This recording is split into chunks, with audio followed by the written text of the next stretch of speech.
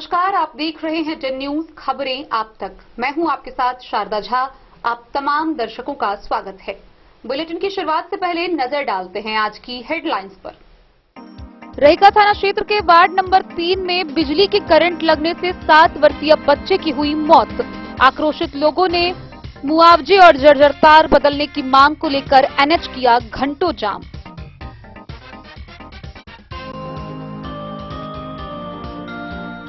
मधुबनी के डीएम अरविंद वर्मा ने कारमेघ उत्तरी पंचायत में किया औचक निरीक्षण।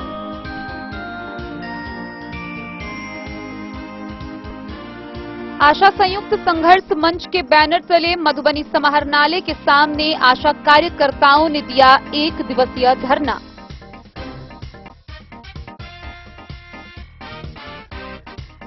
लौकी पुलिस ने चोरी की 2 मोटरसाइकिल पर लदे 480 बोतल नेपाली शराब की जब्त, एक तस्कर गिरफ्तार। 9 सूत्री मांगों को लेकर हरलाखी के सीएचसी उमगांव परिसर में आशा कार्यकर्ताओं का धरना 9वें दिन भी जारी। बेनीपट्टी के कपसिया पंचायत में बीडीओ डॉक्टर रवि रंजन ने की विकासात्मक योजनाओं की जांच। जिलाधिकारी की अध्यक्षता में आपूर्ति टास्क फोर्स की हुई बैठक। खाद्यान्न वितरण प्रक्रिया का गंभीरता पूर्वक पालन करने का दिया निर्देश।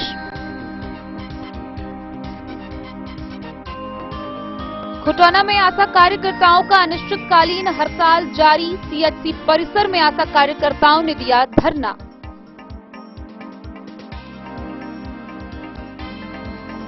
जयनगर में खेतीहर मजदूर यूनियन के द्वारा किया जा रहा अनिश्चितकालीन भूख हड़ताल। वार्ड सदस्य ने सभी आरोपों को बताया निराधार।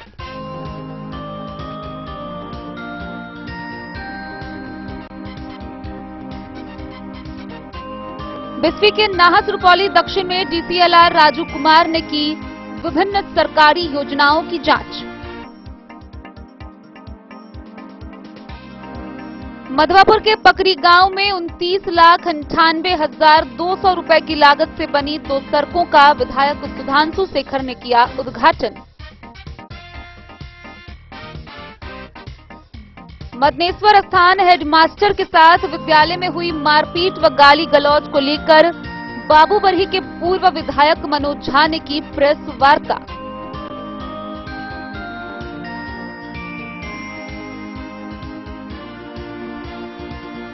जयनगर के शहरी क्षेत्रों में केवल 2 लाइनमैन के सहारे की जा रही बिजली की सप्लाई।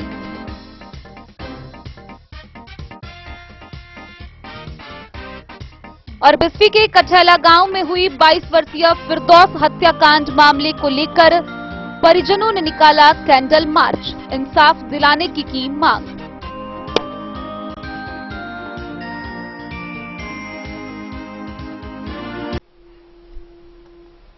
खबरें अब विस्तार से। रहिका थाना क्षेत्र से एक बड़ी खबर सामने आ रही है, जहां वार्ड नंबर 3 का एक 7 साल का बच्चा बिजली के करंट की चपेट में आने से उसकी मौके पर ही मौत हो गई। गौरतलब है कि बिजली का यह जर्जर तार वर्षों से लटका हुआ था। इसको लेकर कई बार विभाग के पदाधिकारियों को अवगत कराया गया, लेकिन किसी के कान पर जू तक नहीं रेंगा और नतीजा यह हुआ कि एक 7 साल के बच्चे को अपनी जान गंवानी पड़ी। वहीं इस घटना के बाद से आक्रोशित ग्रामीणों ने मुख्य सड़क को घंटों जाम कर प्रदर्शन किया। इस दौरान वह मुआवजे की मांग कर रहे थे और बिजली के जर्जर तार को बदलवाने की मांग में अड़े हुए थे।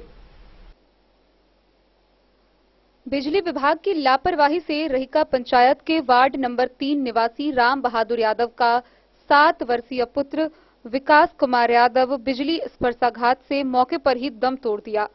बिजली विभाग की लापरवाही के कारण मौत से आक्रोशित लोगों ने मृतक के स्वजनों के मुआवजे और जर्जर तार बदलने की मांग को लेकर एनएच 527B रहिका दरभंगा मुख्य मार्ग घंटों जाम कर दिया। आक्रोशित लोगों का कहना था कि वर्षों से जर्जर तार लटका हुआ था।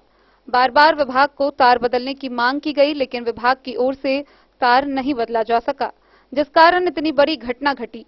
मिली सूचना के अनुसार रविवार की रात ही जमीन पर तार गिर पड़ा था। सुबह मृत बालक शौच के लिए निकला तो उसे बिजली की तार से स्पर्शाघात से मौके पर ही मौत हो गई। घटना की सूचना मिलते ही रहिका थाना पुलिस घटनास्थल पर पहुंच आक्रोशितों से वार्ता कर जाम हटाने के प्रयास में दिखी। आक्रोशितों ने लिखित आश्वासन दिए बिना जाम नहीं हटाने की मांग पर अड़े रहे। वहीं जाम के कारण आवाजाही बंद होने से विभिन्न कार्यालय जाने वाले कर्मियों पर असर देखने को मिला। रहिका दरभंगा, रहिका जयनगर, रहिका बेनीपट्टी और रहिका मधुबनी मुख्य मार्ग जाम रहा। बिजली विभाग के एसडीओ राकेश रंजन से दूरभाष पर हुई वार्ता के बाद 2 सप्ताह के अंदर तार बदलने, मृतक के स्वजनों को बिजली विभाग की ओर से 4 लाख मुआवजा को ले अनुशंसित करने का आश्वासन मिलने के बाद जाम को हटाया गया। शव को पोस्टमार्टम हेतु सदर अस्पताल ले जाया गया।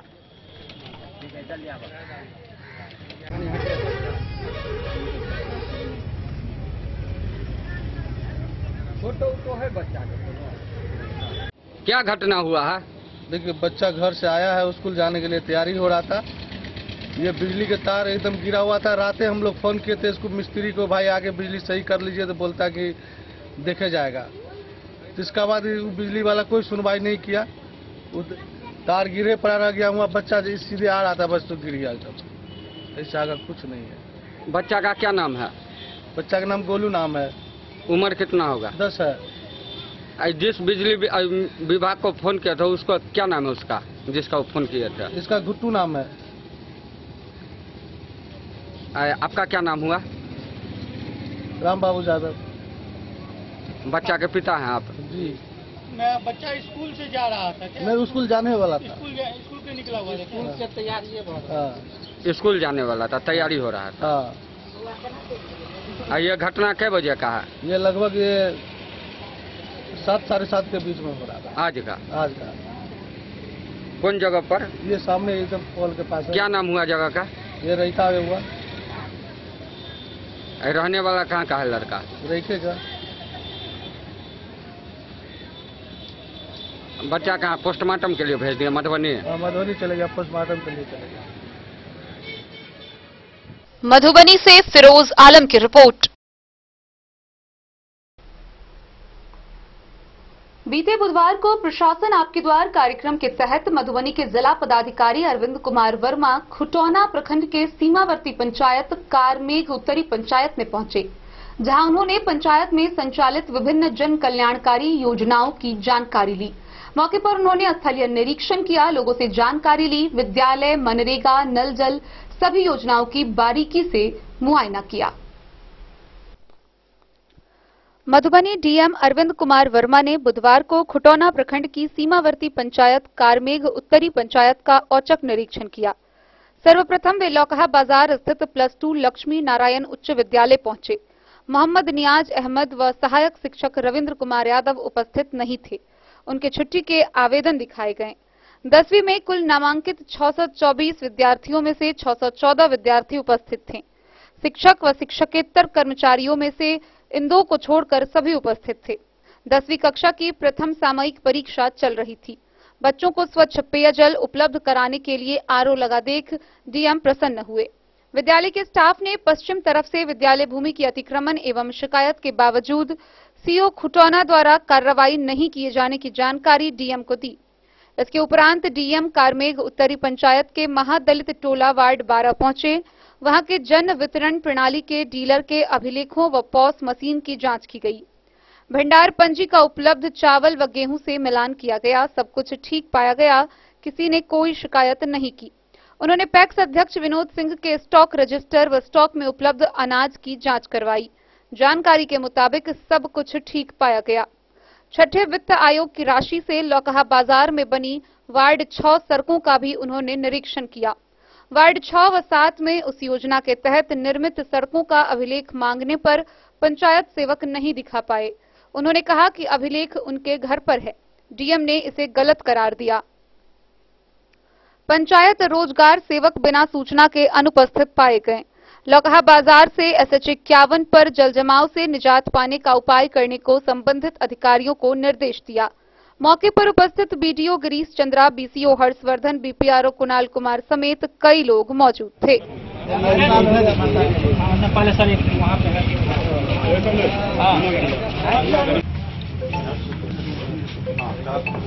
लाइट थोड़ा जला दीजिए।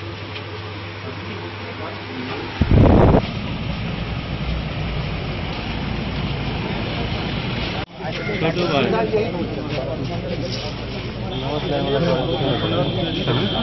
वाला के बारे में कुछ नहीं बोला है, बॉर्डर के बारे में कुछ नहीं बोला है, दूसरा जगह नहीं है इसके बारे में। कार्मिक उत्तरी पंचायत में आया और औचक निरीक्षण किया, आपने सर क्या पाया? आज इसका निरीक्षण किया। इस पंचायत में हम लोगों ने एक हाई स्कूल का भी निरीक्षण किया, तो उसमें बाउंड्री अभी नहीं हुआ है, तो उसको भी निर्देश किया जा रहा है सभी अंचलाधिकारियों को, स्थानीय जनप्रतिनिधियों के सहयोग से उसको रिजॉल्व कराएं, बाउंड्री का वहाँ निर्माण कराएं। उसके अलावा 2 पीडीएस दुकानों की भी जांच की गई, उसमें बहुत अच्छा था, कोई अनियमितता नहीं पाई गई और लाभुकों से भी पूछताछ किया गया, किसी प्रकार की पीडीएस दुकानदारों के विरुद्ध भी कोई शिकायत नहीं मिली। और उसके अलावा हम लोग पंचायत की योजनाओं का भी निरीक्षण किए, योजना संतोषजनक पाई गई। हालांकि कुछ जगहों पे और डिमांड थी जहाँ पे जल जमाव होता है। वार्ड नंबर 3 में जैसे कि रोड और वहाँ भी पानी जमा होता है, रोड नाला के निर्माण की डिमांड है, तो उसमें भी बीपीआरओ को और मुखिया जी को निर्देशित किया गया। इन लोगों द्वारा बताया गया जीपीडीपी में योजना इस साल ले लिए हैं, इसी वर्ष उसको करवा देंगे।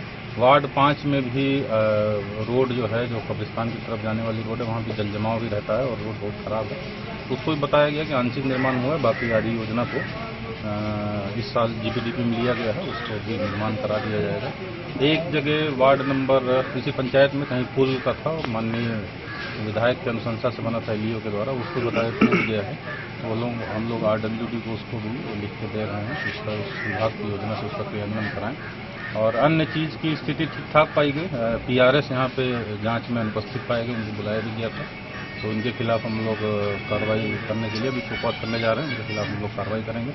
बाकी कुछ पंचायत सचिव का भी अभिलेख का संधारण 1-2 योजना का देखा गया, पूर्ण नहीं था, हालांकि MB प्राकलन था, लेकिन पूरा अभिलेख नहीं था, उनसे भी संबंध में शोकॉज करके आगे कार्रवाई की जाएगी। सर, प्रखंड में 1-2 पंचायत ऐसे हैं जहाँ लंपी बीमारी का प्रभाव पड़ा है। हाँ, ये हम लोगों को पहले से भी सूचना आ रही थी ब्लॉक में लंपी का, तो हम लोग जिला पशुपालन पदाधिकारी को निर्देशित करके पंचायतवार भी कैंप यहाँ पे लगवा रहे हैं।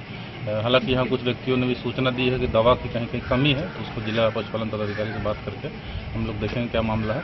पंचायत वाइज हम लोग कैंप करवा रहे हैं और इंश्योर कराएंगे हर पंचायत में प्रॉपर सभी जानवरों को लंपी बीमारी के लिए इलाज की सुविधा सब पूरी। सर, सेवा निशे में जलनल योजना पे भी कुछ लोगों का शिकायत रहा है। नहीं, ये तो जलनल की स्थिति यहाँ पे काफी अच्छी है, जहाँ पे 15 वार्ड में 14 वार्ड PhD वाला मामला में सर बताया PhD का एक वार्ड था, तो अभी 9 नंबर में, तो उसमें भी उनको निर्देशित किया जा रहा है उसको ठीक करवाए। बाकी 14 वार्ड में PRD के नल जल संचालित है। हाँ, कुछ घरों में कनेक्शन छूटा हुआ है, लेकिन मोस्टली नल जल क्रियान्वित है। जहाँ कनेक्शन छूटा है वो PhD को हम लोग हस्तांतरित करेंगे, तब उसके बाद उनके यहाँ भी करेंगे। अभी मधुबनी DM अरविंद वर्मा के द्वारा कार्मिक उत्तरी पंचायत का औचक निरीक्षण किया गया, तो इस दौरान जो है क्या दिशा निर्देश दी गई आपको?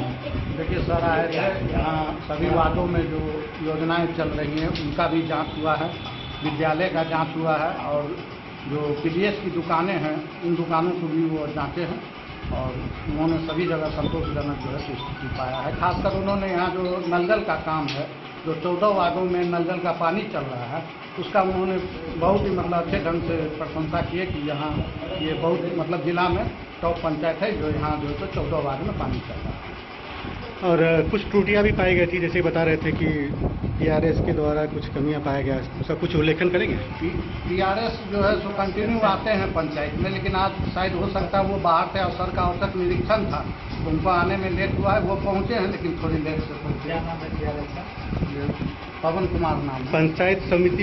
पंचायत सचिव की भूमिका पर भी सवाल उठाया गया, कुछ बताना चाहिए? वो कुछ पेपर जो है ना, जैसे MB वगैरह सारा चीज़ अप टू डेट है, लेकिन कुछ पेपर वो ले गए थे घर पर, जो यहाँ समय के अभाव में वो कर नहीं पाते हैं, तो वो घर पर लेकर के गए थे, इसलिए वो पेपर नहीं ला पाए। लेकिन पेपर अवेलेबल है, सारा इनका जो है स्थायी। कुछ ऐसे मामले थे जिनको आपके नेतृत्व में करने को कहा गया है, खासकर BDO साहब के संलिप्त में, जैसे कि स्कूल का मामला हो गया, बाउंड्री वॉल, और ये फल दुकान सब्जी दुकान वालों के लिए अस्थायी जगह, तथा जो अतिक्रमण के दौरान नो मीन्स लैंड पर खाली कराए गए जिनको आवास नहीं है उनके लिए। देखिए, स्कूल की जहाँ तक समस्या है, स्कूल में बाउंड्री वाल और कई बार जो है तो वहाँ जो बसे हुए ग्रामीण हैं उसको और स्कूल प्रशासन के बीच बैठ करके इस मामला का हल करने का कोशिश किया गया, लेकिन आपसी सहमति नहीं बन पाई है, और हम कोशिश करेंगे कि फिर एक बार बैठ करके इस पर आपसी सहमति बनाई जाए। दूसरी बात है, जो फल दुकानदार हैं, जो फुटकर विक्रेता है, उन लोगों के लिए भी ज़मीन खोजने की बात हो रही है और हम लोग कोशिश करेंगे जो अगर प्राइवेट निजी ज़मीन भी है तो लोगों को एडजस्ट किया जाए। मामूली अगर भाड़ा भी लगता है तो वो लोग जो है तो अतिक्रमण न करें सड़क को और साइड में कहीं लोगों को जो है तो एडजस्ट किया जाएगा। और तीसरा मुद्दा था जो अभी अतिक्रमण खाली कराने के दौरान जो बॉर्डर पर जो कुछ लोग थे जो भूमिहीन थे जिनको वहाँ से खाली करा दिया गया है, तो वैसे लोगों को रहने के लिए ज़मीन की व्यवस्था सरकार करे, ये मांग हमने भी किया है और डीएम साहब आश्वासन दिए हैं कि इन लोगों को ज़मीन की व्यवस्था होगी। और एक 3 नंबर और 5 नंबर के सड़क की बात थी, तो 5 नंबर और 3 नंबर का जो सड़क है वो दोनों सड़क बनाने के लिए भी डीएम साहब बोले और हमारे जीपीडीपी में योजना कोड है, हम 23-24 के वित्तीय वर्ष में इस काम को पूरा करेंगे। कुछ वार्डों में जल नल योजना में पानी की असुविधाएं महसूस हो रही है लोगों को, जो कि शिकायत भी किए हैं।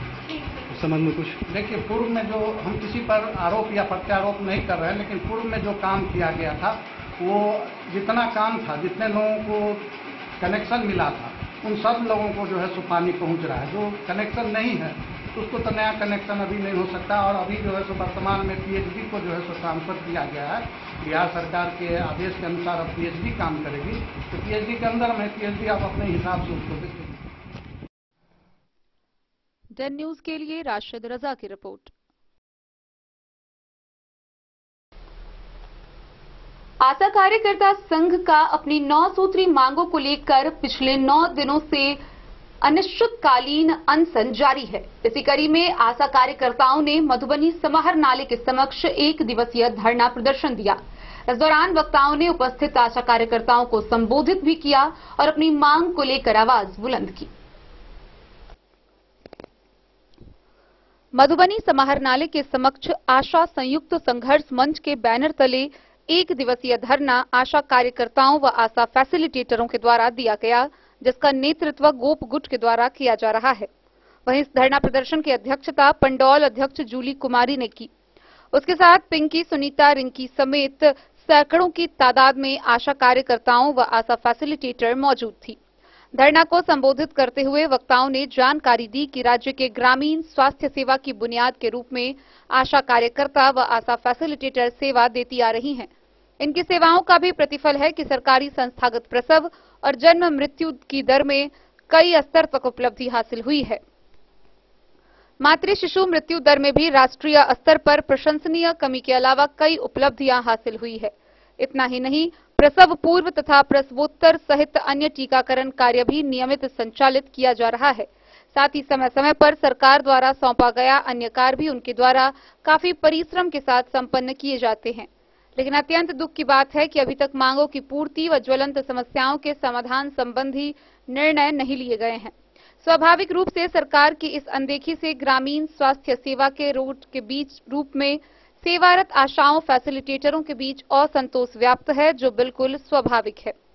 उनकी मांगे हैं आशा कार्यकर्ताओं फैसिलिटेटरों को राज्य निधि से 1000 मासिक संबंधित सरकारी संकल्प में अंकित पारितोषिक शब्द को बदलकर अन्य राज्यों की तरह नियत मानसिक मानदेय किया जाए और इसे बढ़ाकर 10,000 किया जाए। अश्विन पोर्टल से भुगतान शुरू होने के पूर्व की सभी बकाया राशि का भुगतान किया जाए। आशा कार्यकर्ताओं फैसिलिटेटरों को प्रोत्साहन दे। प्रोत्साहन मासिक पारितोषिक राशि का अद्यतन भुगतान सहित इसमें एक रूपता पारदर्शिता वाई की जाए।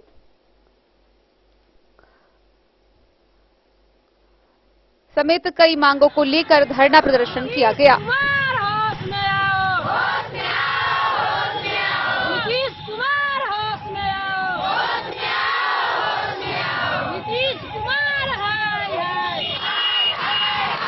श्रीमती गौरी देवी। आप क्या है इस संगठन का? हाँ, प्रखंड अध्यक्ष। कहाँ के? पंडौल के। किस लिए आप लोग यहाँ आज धरना दे रहे हैं? हम लोग यहाँ पर धरना दे रहे हैं मानदेय के लिए। क्या मांगे सर बताइए? मांग हम लोग का यही है, जो हम लोग 2005 से बहाली हुए हैं, अभी तक हम लोग का सरकार 2 रुपया, 4 रुपया, 5 रुपया, 10 रुपया दे करके काम निकाल लेती है। हम लोग का वेतन अभी तक लागू नहीं किए हैं, आने दे रहे हैं। तो अगर अब सरकार नहीं मानती आपके बातें को, तो फिर आप लोग क्या कीजिएगा? जारी रहेगा धरना, जब तक मांग पूरी नहीं होगा हम लोग धरना नहीं तोड़ेंगे। हम लोग कमीशन पे काम अब नहीं करेंगे। हम लोग को मानदेय चाहिए, सरकारी हम लोग को घोषित करे, स्थान दे हम लोग को, और हम लोग ये मानदेय पे 10 रुपया 20 रुपया पे हम लोग काम नहीं करेंगे कि मतलब काम करो तो पैसा, नहीं काम करो तो कोई पैसा नहीं है। ये काम करो तो 100 रुपया, डिलीवरी कराओ तो 600 रुपया, ऑपरेशन कराओ तो 300 रुपया। क्या तरीका है? हमको एक ही जगह दे सरकार, जो भी कुछ दे, मगर हम लोग 21,000 का मांग है, मगर वो जो भी उनको बने हम लोग को दे और हमको सरकारी घोषित करे, वो लोग स्थान दे और कमीशन पे हम लोग काम नहीं करें। क्या नाम हुआ आपका? सविता देवी। कोरोना काल में हम लोग ड्यूटी किए हैं, अभी तक हम लोग का एक भी पैसा नहीं मिला। इतना धूप में सब ग्रिल बंद कर के घर में रहते थे हम लोग, इतना दूर सब घरे घरे जाके ड्यूटी किए, लेकिन एक भी पैसा अभी तक नहीं मिले हम लोग का। आशा फैसिलिटेटर है, मेरा नाम रिंकू कुमारी है। हम कहना यही चाहेंगे, मेरी मांग पूरी हो और 1,000 से कुछ नहीं होगा। वो भत्ता पर काम हम लोग नहीं करेंगे, हम लोग को 21,000 चाहिए। और जो हम लोग कोरोना काल में काम किए हैं उसमें हम लोग को कितनी आशा को मृत्यु हो गई है, उसको 50 लाख भी चाहिए। और हम लोग जो है सब अपना काम कोरोना काल में सब घर घर रहती थी आशा और फैसिलिटेटर तो काम कर रही थी, तब सरकार को तो सुना नहीं, देखे नहीं। काम खाली सर्वे करो, ये करो, गर्भवती महिला को देखो और पूरा काम में कोरोना में लगा दिया। अभी तक उसको कुछ हम लोग को नहीं दिए।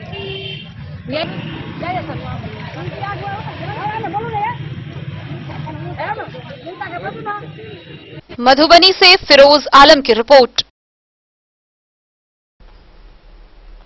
बीते बुधवार की शाम लौकही थाना की गश्ती दल की पुलिस ने करियौत चौक के समीप 2 चोरी की मोटरसाइकिल पर लदे 480 बोतल शराब जब्त किया। इस दौरान एक तस्कर अंधेरे का फायदा उठाकर भाग खड़ा हुआ, वहीं एक तस्कर की गिरफ्तारी की गई। गिरफ्तार किए गए तस्कर की पहचान कर उसे आगे की कार्रवाई के लिए जेल भेज दिया गया। वहीं अन्य तस्करों की गिरफ्तारी के लिए पुलिस छानबीन में जुटी हुई है। लौकही पुलिस के गश्ती दल ने बुधवार की संध्या गश्ती के दौरान थाना क्षेत्र के करियौत चौक के समीप संदेहास्पद स्थिति में पाए जाने पर 2 बाइक सवार को रुकने का इशारा किया। वहीं बाइक सवारों ने पुलिस को सामने देख बाइक छोड़ भागने का प्रयास किया, जिसमें एक बाइक सवार बाइक को छोड़ अंधेरे का फायदा उठाकर भागने में कामयाब रहा, जबकि दूसरे को पुलिस ने पीछा कर दबोच लिया। बाइक पर रखे बोरी के तलाशी के क्रम में 144 लीटर नेपाली शराब बरामद हुई। धंधेबाज के विरुद्ध कार्रवाई के बाद पुलिस ने शराब के साथ दोनों बाइक को जब्त कर थाने ले आई। वहीं थानाध्यक्ष रमेश शर्मा ने जानकारी देते हुए बताया, धंधेबाजों के द्वारा शराब तस्करी में प्रयुक्त होने वाले बाइक चोरी के हैं, जिसके विरुद्ध मामला दर्ज कर लिया गया तथा न्यायिक हिरासत में जेल भेज दिया जा रहा है तथा अन्य एक की शिनाख्त कर गिरफ्तारी हेतु छापेमारी की जा रही है। पुलिस ने गिरफ्तार धंधेबाज की पहचान अंधरा मठ थाना क्षेत्र के डकही निवासी देवू यादव के पुत्र कृष्ण कुमार यादव के रूप में बताई है। डन न्यूज के लिए राशिद रजा की रिपोर्ट। प्रदेश नेतृत्व के आह्वान पर हरलाखी प्रखंड के उमगांव स्थित सीएचसी परिसर में आशा कार्यकर्ताओं का अनिश्चितकालीन हड़ताल 9वें दिन भी जारी रहा। इस दौरान आशा कार्यकर्ताओं ने सीएचसी परिसर में सरकार के खिलाफ रोषपूर्ण प्रदर्शन किया। प्रखंड के सीएचसी उमगांव में 9 सूत्री मांगों के समर्थन में आशा कार्यकर्ताओं ने 9वें दिन भी अनिश्चितकालीन धरना पर बैठी रही। इस दौरान आशा ने सरकार के खिलाफ आक्रोशपूर्ण प्रदर्शन किया। दरअसल प्रदेश नेतृत्व के आह्वान पर प्रखंड के सीएचसी उमगांव परिसर में फैसिलिटेटर व आशा कार्यकर्ताओं की अनिश्चितकालीन धरना 9 दिनों से जारी है। आशा कार्यकर्ताओं ने कहा कि उन लोगों से सरकार दिन रात हर तरह की ड्यूटी लेती है। आशा कार्यकर्ता पूरी ईमानदारी से काम करती आ रही हैं, बावजूद सरकार आशा कार्यकर्ताओं के साथ सौतेला व्यवहार कर रही है। उन्होंने कहा कि पूरे बिहार में चट्टानी एकता के साथ आशा कार्यकर्ताएं सभी प्रखंडों में धरना पर बैठे हुए हैं। इस बार जब तक सरकार 9 सूत्री मांगों को पूरा नहीं करेंगे, तब तक अनिश्चितकालीन धरना जारी रहेगा।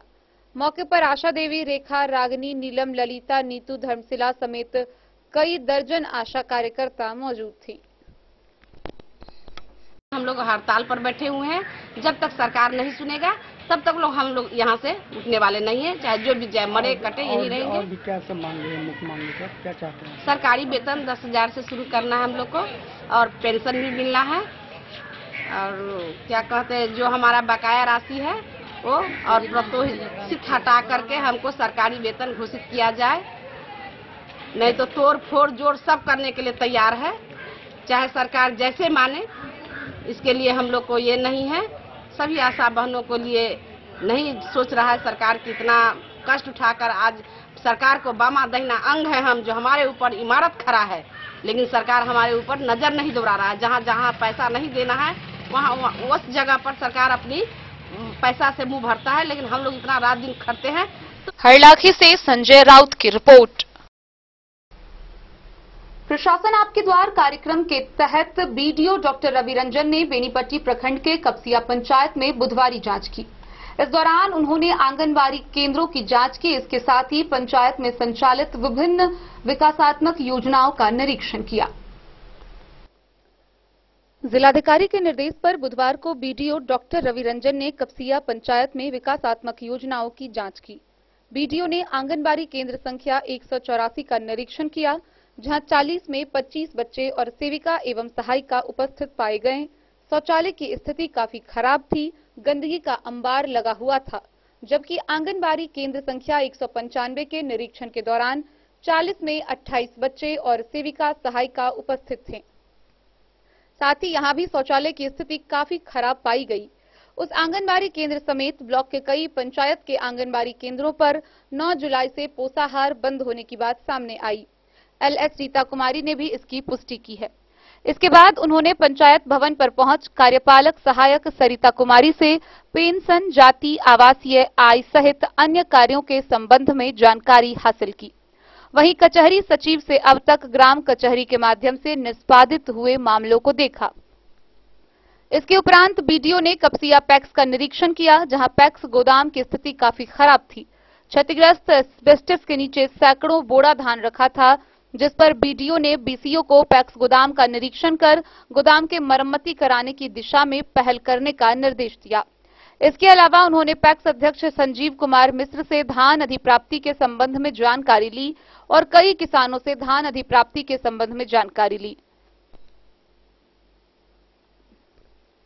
इसके अलावा बीडीओ ने खस्टम वित्त आयोग मद से 7,12,000 की लागत से छोटू पत्रकार के घर से पशुपति झा के घर तक निर्मित पीसीसी सड़क और आरडब्ल्यूडी रोड से मोहन ठाकुर के घर तक 5,55,000 की लागत से निर्मित पीसीसी सड़क का भी जायजा लिया। इसके बाद जब विमला देवी के जन वितरण दुकान के जांच के लिए पहुंचे तो दुकान बंद पाया गया। मौके पर मुखिया, पंचायत सचिव, तकनीकी सहायक, आवास सहायक, राजस्व कर्मचारी, पीएसआरएम समेत कई लोग मौजूद थे।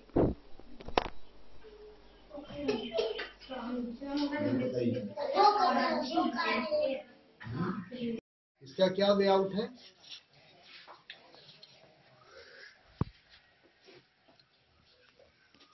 $5550 क्विंटल अधिप्राप्ति है और 3800 क्विंटल मिलर के को ज्यादा देंगे।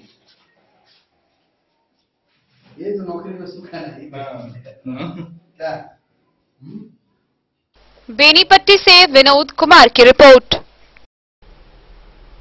मधुबनी समाहरणालय के सभाकक्ष में जिला पूर्ति टास्क फोर्स की बैठक हुई, जिसकी अध्यक्षता जिला पदाधिकारी अरविंद कुमार वर्मा ने की। मौके पर उन्होंने उपस्थित अधिकारियों को खाद्यान्न वितरण प्रक्रिया का गंभीरतापूर्वक पारदर्शी तरीके से वितरण करने को लेकर निर्देश दिया। जिलाधिकारी अरविंद कुमार वर्मा की अध्यक्षता में समाहरणालय स्थित सभाकक्ष में जिला आपूर्ति टास्क फोर्स की बैठक आयोजित की गई। जिलाधिकारी ने एजेंडावार सभी विषयों पर विस्तृत समीक्षा कर उपस्थित अधिकारियों को कई निर्देश भी दिए। उन्होंने बैठक में उपस्थित सभी प्रखंड आपूर्ति पदाधिकारियों को निर्देश दिया कि खाद्यान्न वितरण प्रक्रिया का गंभीरतापूर्वक पूरी पारदर्शिता के साथ पर्यवेक्षण करते हुए खाद्यान्न वितरण की गति में तेजी लाएं। उन्होंने कहा कि सभी पात्र लाभुकों को पूरी पारदर्शिता व सहजता के साथ 100 समय खाद्यान्न उपलब्ध कराना सुनिश्चित करें। जिलाधिकारी ने कहा कि अपने प्रखंड अंतर्गत वैसे राशन कार्ड जिसके विरुद्ध खाद्यान्न का उठाव नहीं हो रहा हो, उन सभी को चिन्हित कर पॉस मशीन से नाम विलोपन करने हेतु नियमानुसार अग्रितर कार्रवाई सुनिश्चित करें। जिलाधिकारी ने कहा कि सरकार अपात्र लाभुकों द्वारा जन वितरण प्रणाली का दुरुपयोग किए जाने पर सख्त है। उन्होंने निर्देश दिया कि सभी अपात्र लाभुकों के नाम राशन कार्ड से हटाए जाएं। महाजून में अपात्र राशन कार्ड धारियों को किए गए नोटिस के उपरांत रद्द किए गए कार्ड की समीक्षा के क्रम में यह पाया गया कि फुलपरास अनुमंडल में लगभग 10%, बेनीपट्टी अनुमंडल 63% प्रदर्शन रहा। वहीं सदर, जयनगर व झंझारपुर अनुमंडल का प्रदर्शन 100% पाया गया। जिलाधिकारी ने एसडीओ फुलपरास व बेनीपट्टी को निर्देश दिया कि शीघ्र ही निर्गत नोटिस के आलोक में 100% राशन कार्ड को रद्द करें। जिलाधिकारी ने 100% लाभुकों का आधार सीडिंग का कार्य जल्द से जल्द पूर्ण करने का निर्देश दिया कि अनुमंडल, प्रखंड व पंचायत स्तर पर अनुश्रवण, सतर्कता व निगरानी समिति की नियमित रूप से बैठक करें। समीक्षा के क्रम में पाया गया कि खुटौना व घुघरडीहा प्रखंड द्वारा सबसे कम बैठक आयोजित की गई है। वहीं रहिका व कलवाही प्रखंड द्वारा बैठक का प्रदर्शन अच्छा पाया गया। उन्होंने राशन दुकानों का नियमित रूप निरीक्षण करने का निर्देश देते हुए कहा कि निरीक्षण का सकारात्मक परिणाम भी नजर आनी चाहिए। सभी पदाधिकारी हर हाल में निर्धारित की गई संख्या में राशन दुकानों का निरीक्षण करेंगे। समीक्षा के क्रम में पाया गया कि बेनीपट्टी, बिस्फी, लौकही, लदनिया के प्रखंड आपूर्ति पदाधिकारी द्वारा निर्धारित लक्ष्य के विरुद्ध काफी कम निरीक्षण किया। जिलाधिकारी ने उपस्थित सभी अनुमंडल पदाधिकारियों को निर्देश दिया कि वह भी अपने निर्धारित लक्ष्य के विरुद्ध ससमय राशन दुकानों का निरीक्षण कर प्रतिवेदन उपलब्ध कराएंगे। उन्होंने निर्देश दिया कि साप्ताहिक जांच के क्रम में पंचायतों में पहुंचकर जन वितरण दुकानों द्वारा राशन वितरण का ग्रामीणों से फीडबैक ले। इसके अतिरिक्त जिलाधिकारी ने माह जून 2023 का खाद्यान्न उठाव एवं वितरण, ऑफलाइन राशन कार्ड टाइमलाइन प्रतिवेदन, ऑनलाइन राशन कार्ड, आधार सीडिंग से संबंधित प्रतिवेदन, अपात्र लाभुकों से संबंधित राशन कार्ड का प्रतिवेदन, प्रवासी मजदूर से संबंधित प्रतिवेदन, किए गए निरीक्षण कार्य से संबंधित प्रतिवेदन, अनुश्रवण, सतर्कता, निगरानी समिति की बैठक से संबंधित प्रतिवेदन, आपूर्ति कार्यालय से संबंधित न्यायालयवाद, विभिन्न जनता दरबार से संबंधित प्रतिवेदन, सीपी ग्राम, मानवाधिकार, लोक सूचना, लोक शिकायत, लोकायुक्त से संबंधित प्रतिवेदन व सेवांत लाभ से संबंधित विषयों पर समीक्षा कर कई आवश्यक दिशा निर्देश भी दिए। Bureau report, Madhubani. खबरों का सिलसिला जारी रहेगा। जल्द ही लौटेंगे एक छोटे से ब्रेक के बाद। आप बने रहिए हमारे साथ।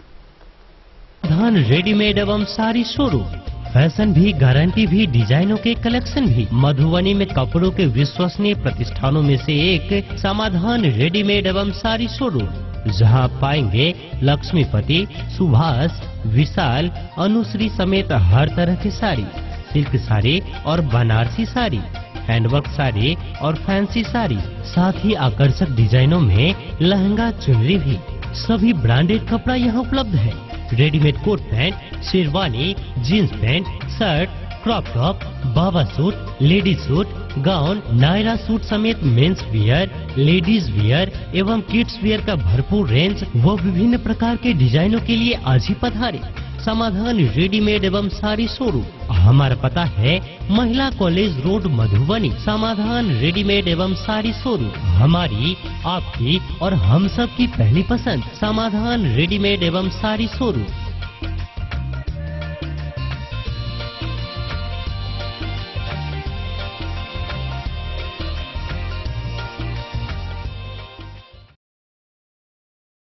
ट्विंडर्म क्रीम दाद, खाज, खुजली, एलर्जी, एक्जिमा, स्किन एलर्जी समेत विभिन्न त्वचा संबंधित रोगों में लाभदायक।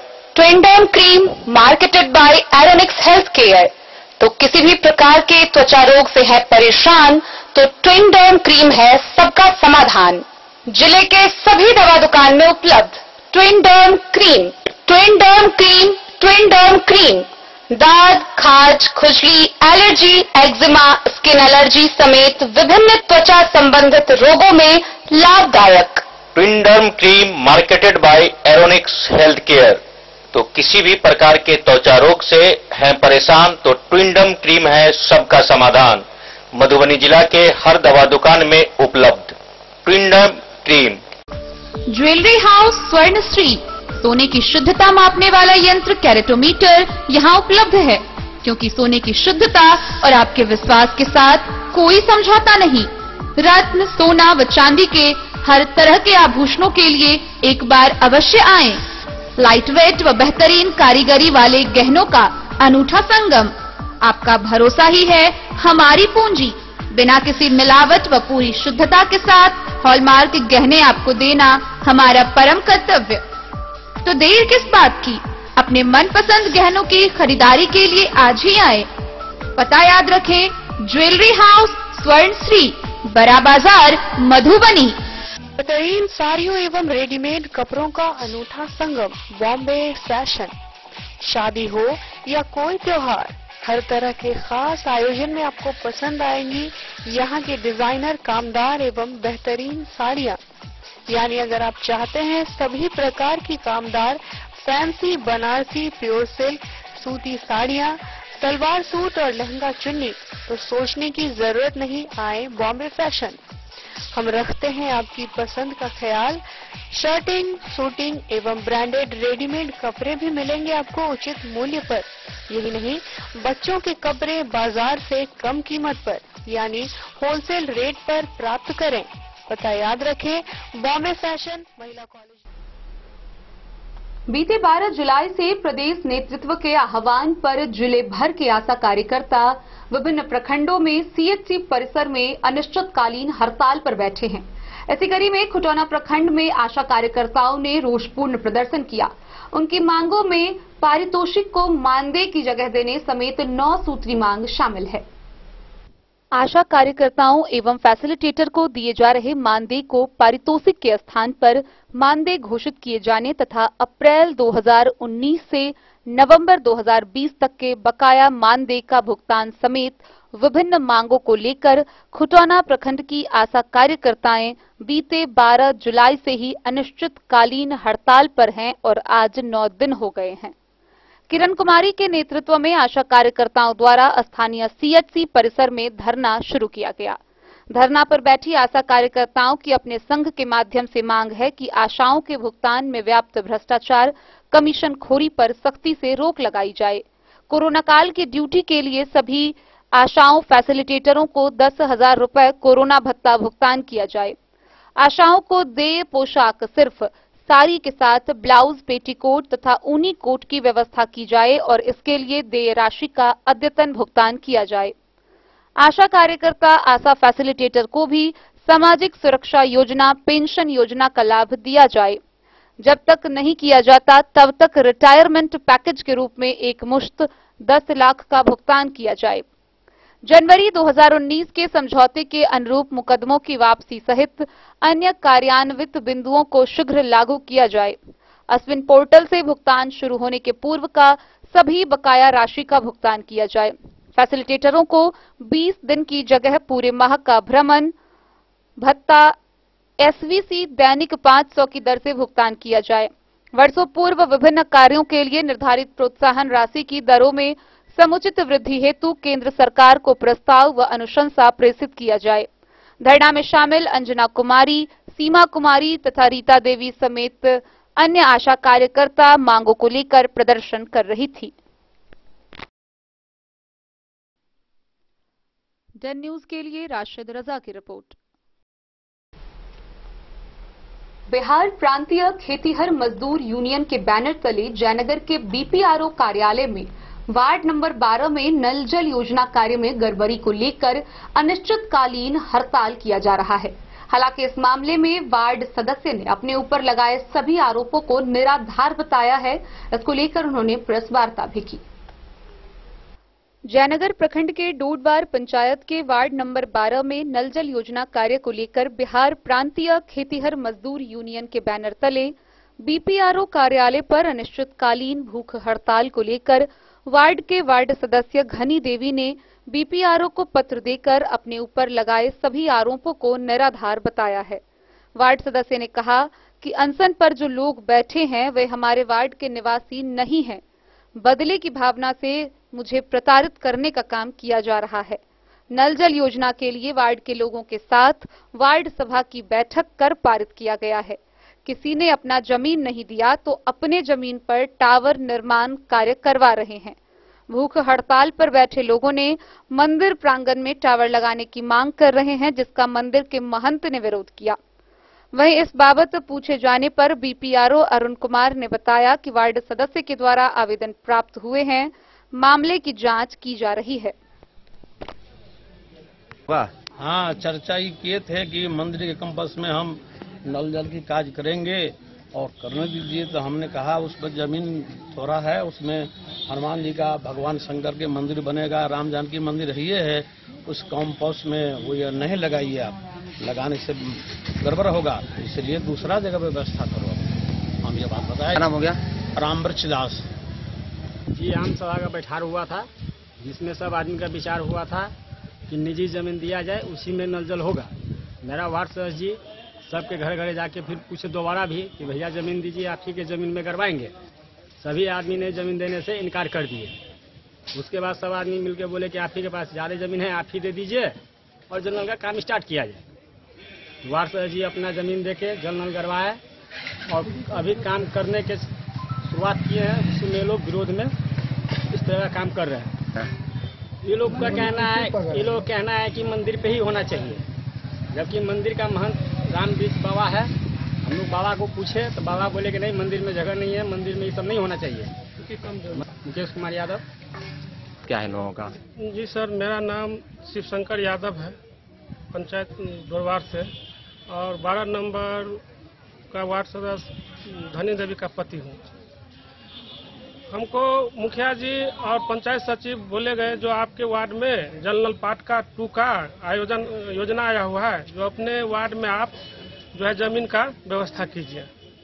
तो हमने वार्ड लोगों से बोला, तो कुछ लोग जो है बोले जो मंदिर पर लगा दीजिए, और सारे लोग विरोध भी कर रहे थे। तो हमको बोले कि ठीक है, हम बाबा जी से पूछते हैं, बाबा जी से एग्री होने के बाद ही हम कुछ डिसीजन लेंगे।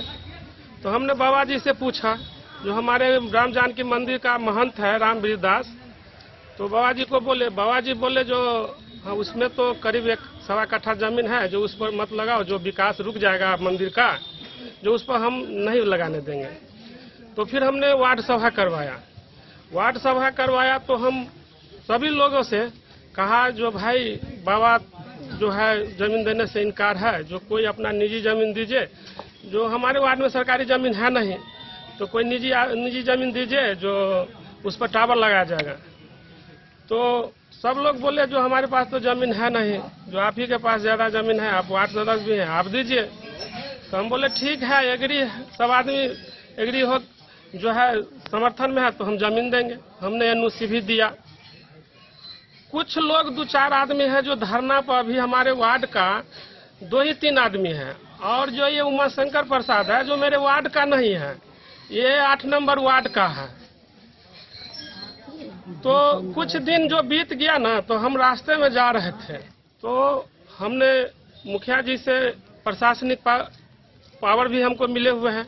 हम उस अपने जमीन पर जो एनओसी दिए हुए हैं उस पे काम जारी था, और ये लोग धरना दे रहे हैं जो मंदिर पर ही बनेगा। और हमारे बाबा जी भी है, महंत है, इनसे भी पूछ लिया जाए। और एक बात मैं ये भी कहना चाहता हूँ कि हमारे सचिव के बारे में जो उठाए जा रहे हैं, गलत फलत बयान दिए जा रहे हैं, जो उस धरना में शंकर यादव जो बैठा हुआ है, वो भी सचिव का जो C9 का सख्त विरोध, घोर विरोध किया था। जो हमारे क्रियान्वयन प्रबंधन समिति का जो गठन हुआ है, सचिव चुना गया है, उस रजिस्टर पर उनका साइन है, और हम पर सारा आरोप गलत लगा। हम सारा एविडेंस मेरा ठीक है, और हम अपने पदाधिकारी को भी सारा रिपोर्ट देना चाहते हैं, और उसमें जो भी सहयोग मांगेंगे हम देने के लिए तैयार हैं। मोहम्मद अली के साथ हनुमान प्रसाद मोर की रिपोर्ट।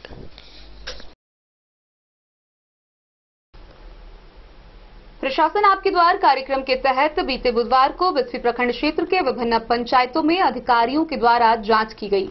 इस दौरान नाहस रुपौली दक्षिण पंचायत में डीसीएलआर राजू कुमार, जगवंत पूर्वी में बीडीओ नसीम कुमार निशांत, वहीं जगवंत पश्चिमी में सीईओ ने जांच की। मौके पर पंचायत में संचालित विभिन्न विकासात्मक कार्य योजनाओं का निरीक्षण किया गया।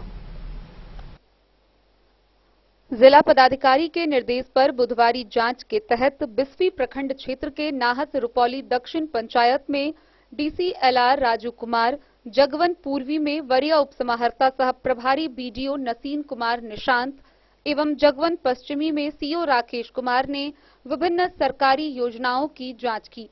जांच के दौरान योजनाओं से जुड़े कई कर्मी मौके पर मौजूद थे। अधिकारियों ने पंचायत में शिक्षा, स्वास्थ्य, मनरेगा, आंगनबाड़ी, गली नली, आवास, जन वितरण प्रणाली के अलावा पंचायत में संचालित सरकार के विभिन्न जन कल्याणकारी योजनाओं की धरातलीय पड़ताल की और आम लोगों से भी इस बाबत जानकारियां ली। वरीय उपसमाहर्ता ने आंगनबाड़ी केंद्र संख्या 267 का जांच कर आंगनबाड़ी केंद्रों को अच्छे से संचालन की हिदायत दी। इसके बाद उन्होंने पंचायत में नल जल योजना, आवास योजना और मनरेगा से चल रही योजनाओं की भी स्थलीय जांच की। उन्होंने कहा कि आवास योजना में राशि उठाकर घर नहीं बनाने वाले लाभुकों के खिलाफ प्राथमिकी दर्ज कर कार्रवाई की जाएगी। उन्होंने मुखिया व स्थानीय कर्मी को कहा कि विकास कार्य में किसी भी प्रकार की कोताही बर्दाश्त नहीं की जाएगी। डीसीएलआर राजू कुमार ने नाहस रुपौली दक्षिण पंचायत में आंगनबाड़ी केंद्र संख्या व जन वितरण प्रणाली विक्रेता के दुकान की जांच की। उसके बाद नाहस में एक विद्यालय का निरीक्षण किया, वहीं बन रहे एक नली गली का जांच किया। जांच अधिकारियों ने बताया कि जांच के क्रम में कुछ अनियमितता पाई गई है। उन्होंने कहा कि रिपोर्ट जिला पदाधिकारी को सौंपा जाएगा। मौके पर बीपीआरओ चंद्रदेव प्रसाद, पंचायत सेवक मनोज झा, जेई आश्रिता कुमारी, जगवंत पश्चिमी मुखिया राजेंद्र पासवान, छोटे साह सहित कई कर्मी व स्थानीय लोग मौजूद थे। बिस्फी से सत्यनारायण यादव की रिपोर्ट। मधवापुर प्रखंड के पकरी गांव में 29,98,200 रुपए की लागत से बने 2 सड़कों का उद्घाटन हुआ। सड़कों का उद्घाटन विधायक सुधांशु शेखर ने किया। इस दौरान उन्होंने सड़क की गुणवत्ता की जांच की और उपस्थित लोगों को संबोधित भी किया। पकरी गांव में 29,98,200 रुपए की लागत से बनी 2 सड़कों का उद्घाटन विधायक सुधांशु शेखर ने किया। उन्होंने अपने समर्थकों व ग्रामीणों के साथ नवनिर्मित सड़कों की गुणवत्ता का भी जायजा लिया। योजना एवं विकास विभाग द्वारा मुख्यमंत्री क्षेत्र विकास योजना के तहत दोनों पीसीसी सड़कें बनाई गई है। योगेधर यादव के घर से लक्ष्मण राय के घर तक बनी सड़क की लागत 14,99,200 रुपए है, जबकि दिनेश राय के घर से बच्चू यादव के घर तक 14,99,000 रुपए की लागत से सड़क का निर्माण हुआ। दोनों कार्यक्रमों की अध्यक्षता राम इकबाल ठाकुर ने की। मुखिया प्रतिनिधि अनिल शाह, अवधेश मिश्र, सुरेंद्र यादव समेत कई लोग मौके पर मौजूद थे। मधवापुर से शत्रुमर्दन कुमार की रिपोर्ट। मदनेश्वर स्थान के विद्यालय में हेडमास्टर के साथ मारपीट व गाली गलौज का मामला अब धीरे धीरे तूल पकड़ता जा रहा है। अब इस कड़ी में बाबूबरही के पूर्व विधायक मनोज झा ने प्रेस वार्ता की। प्रेस वार्ता कर उन्होंने आरोपितों के गिरफ्तारी की मांग की है। मदनेश्वर स्थान हेडमास्टर के साथ विद्यालय में मारपीट व गाली गलौज करने का मुद्दा अब पूरी तरह तूल पकड़ लिया है। वहीं घटना में संलिप्त आरोपित की गिरफ्तारी को लेकर बाबूबरही के पूर्व विधायक प्रत्याशी सह समाज सेवी मनोज झा के द्वारा राजनगर स्थित बबलू लाइन होटल के सभागार में बुधवार को एक प्रेस वार्ता की गई। इस दौरान उन्होंने पत्रकारों को कहा कि दबंग विपिन यादव अपने कई गुंडों के साथ शिक्षा के मंदिर को कलंकित किया है। उस दबंग ने सैकड़ों बच्चों के भविष्य के साथ खिलवाड़ किया है। उन्होंने कहा कि पूर्व दबंग विधायक भी इस घटना में गुंडों को सह देकर एक मामूली लड़का को बड़ा गुंडा बना रहा है। उन्होंने पत्रकारों को संबोधित करते हुए कहा कि इस तरह की करतूत वह कतई बर्दाश्त नहीं कर सकते हैं। डीएम साहब के की अविलंब गिरफ्तारी हो। हमने जैसा कि कल भी प्रेस कॉन्फ्रेंस किया था और अखबार के माध्यम से आप सभी लोगों को भी पता चला होगा कि किस तरीके से मदनेश्वर स्थान में एक हेडमास्टर को जो विपिन यादव जो जिला पार्षद है बाबूबरही का, और देवलाल यादव जो मदनेश्वर स्थान पूजा कमेटी का अध्यक्ष है, अन्य लोगों के साथ हेडमास्टर के चैम्बर में घुस के हेडमास्टर को किस तरह से पिटाई की गई, एफआईआर भी दर्ज है और उसके साथ उसके सपोर्ट में वीडियो भी है जो कि वायरल भी है, सभी लोग उसको देख रहे हैं। एक शिक्षक के ऊपर हमला होना लोकतंत्र के ऊपर हमला होने के बराबर है और डीएम साहब से लेकर थाना प्रभारी तक सभी को इस बात की अच्छे से जानकारी है। प्रेस के माध्यम से एफआईआर हुआ है, उस माध्यम से, जनता के माध्यम से। अगर इसकी गिरफ्तारी अविलंब नहीं हो जाती है तो जिस तरह से प्रीति प्रशांत का मामला एक गलत रूप से पूरे मधुबनी को जला के रख दिया गया, हो सकता है कि जनता के अंदर उस तरह का कन्फ्यूजन जो है वो आए और ये बात रिपीट हो जाए। तो हम यही प्रशासन से गुहार लगाएंगे कि जो आम जनता के अंदर में अभी जो आवेश है, जो उनके अंदर दुख है और क्रोध है, उसको गलत रूप में न जाने दें और अविलंब इसकी गिरफ्तारी करके, अपराधियों की अविलंब गिरफ्तारी करके एक आदर्श पुलिस होने का, एक कानून को सही रूप से पालन करने का मधुबनी जिला में इसका उदाहरण दिया जाए। चूंकि इसमें एक दबंग जो पूर्व विधायक है उसका हाथ है, जो हेडमास्टर की पिटाई करने के बाद एक एफआईआर हेडमास्टर के ऊपर किया गया 228/2023 बाबूबड़ी पुलिस स्टेशन में। तो यह बिल्कुल वो पूर्व विधायक के प्रेशर पे किया गया, प्रशासन लाचार होकर उस एफआईआर को किया। यह पूरे शिक्षकों को एक तरह से गाली है कि तुमको चैम्बर में घुस के मारेंगे, तुम्हारे ऊपर एफआईआर करेंगे। और चूंकि पूर्व विधायक और पूर्व विधायक की जो बेटी हैं वो एक मजबूत पोस्ट पे हैं, उनके हाथ में ट्रांसफर पोस्टिंग है शिक्षकों का। इस तरह से कुछ बिहार सरकार ने बना रखा है कि कुछ टीचरों का ट्रांसफर पोस्टिंग जो है इनके हाथ में होता है। ये अनुशंसा करके डीडीसी साहब के पास भेजते हैं, डीडीसी साहब उस पर फाइनल स्टैंप लगाते हैं। तो शिक्षकों के अंदर में यह चीज का डर रहता है कि हमारा ट्रांसफर जो है हमारे घर से बहुत दूर करा दिया जाएगा। इस डर से वो जो है सो इस अत्याचार का शिकार भी हो रहे हैं। इसलिए मेन स्कूल को ही फोकस किया गया है। शिक्षकों को ट्रांसफर का डर है और शिक्षकों के ट्रांसफर का जो मेन पावर है वो इनके बेटी के हाथ में है, जो पूर्व विधायक के बेटी के हाथ में है। इसलिए हाई स्कूल को टारगेट किया गया है कि हाई स्कूल के जमीनों को कब्जा किया जाए। शिक्षक इसका विरोध नहीं करेगा, नहीं तो उसका ट्रांसफर करेंगे। जब विपिन यादव जैसा एक छोटा सा अपराधी को एक पूर्व विधायक सपोर्ट करता है, इसका मतलब है कि वो एक बड़ा अपराधी भी बन सकता है।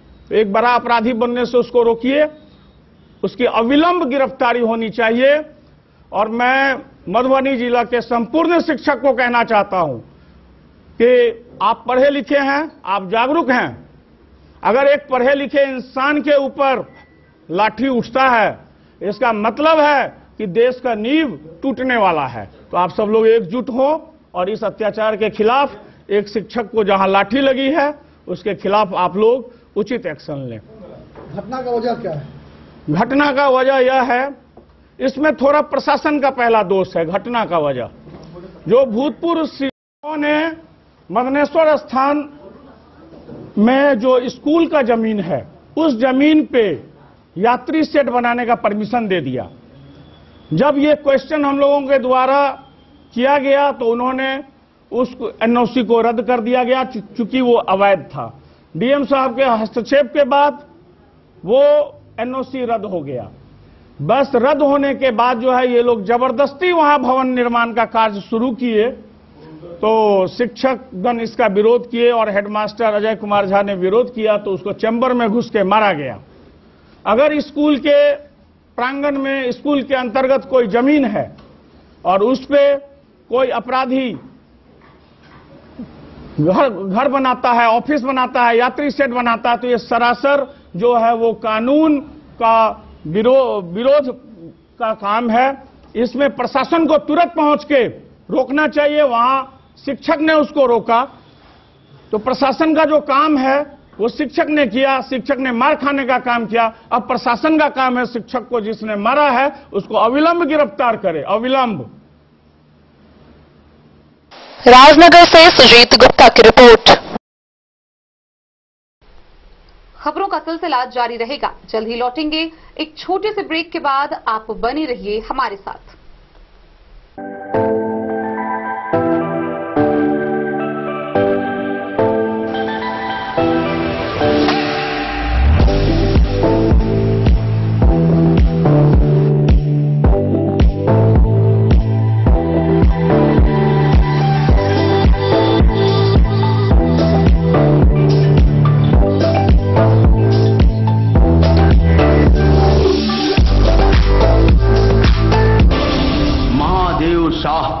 अमरनाथ प्रसाद ज्वेलर्स 916 हॉलमार्क ब्रांडेड गोल्ड एवं डायमंड ज्वेलरी शोरूम, गांधी चौक, राजनगर बाजार, एक भरोसे की पहचान। शगुन वाटिका मैरिज गार्डन मधुबनी शहर के बीचों बीच बाबू साहेब चौक पर आपकी सुविधा अनुसार आकर्षक और भव्य मैरिज गार्डन। शगुन वाटिका विवाह भवन, रिंग सेरेमनी हो या हो शादी, छोटा बड़ा पारिवारिक समारोह हो या हो कोई उत्सव या पार्टी, शगुन वाटिका मैरिज गार्डन दे रहा है आपको सबसे बेहतरीन सेवा। बुकिंग के लिए संपर्क करें गणपति टेंट हाउस, पुराना LIC कैंपस, खादी भंडार, मधुबनी। संपर्क सूत्र 7903625254। के क्षेत्र में एक नया आयाम अब छोटे बच्चों के लिए भी आधुनिक सुविधाओं के साथ उपलब्ध। विवेकानंद मिशन विद्यापीठ जूनियर, जहां क्लास प्री नर्सरी से 5th स्टैंडर्ड तक के बच्चों का एडमिशन प्रारंभ है। अगर आप भी चाहते हैं अपने बच्चों का शिक्षा के क्षेत्र में बेहतर विकास, तो विवेकानंद मिशन विद्यापीठ जूनियर है आपके लिए तैयार। 2.5 से 10 वर्षों के बच्चों के लिए आपको मिलेगा आधुनिक सुविधाओं के साथ एक बेहतर शिक्षा का माहौल। CBSE बेस्ड करिकुलम सिलेबस के साथ साथ स्टूडेंट्स होंगे art and craft, game and sports और कल्चरल एक्टिविटीज में अव्वल। इंग्लिश मीडियम के माहौल के बीच स्टूडेंट्स बनेंगे स्मार्ट, जहां किताबी ज्ञान के साथ साथ हर क्षेत्र में स्टूडेंट्स होंगे अवेयर। हॉबीज और इंटरेस्ट को मिलेगी प्राथमिकता। तो आइए और अपने बच्चों के बेहतर भविष्य के लिए आज ही नामांकन करवाइए। विवेकानंद मिशन विद्यापीठ जूनियर, हमारा पता है सिरहुत कॉलोनी, नगर परिषद, मेन रोड।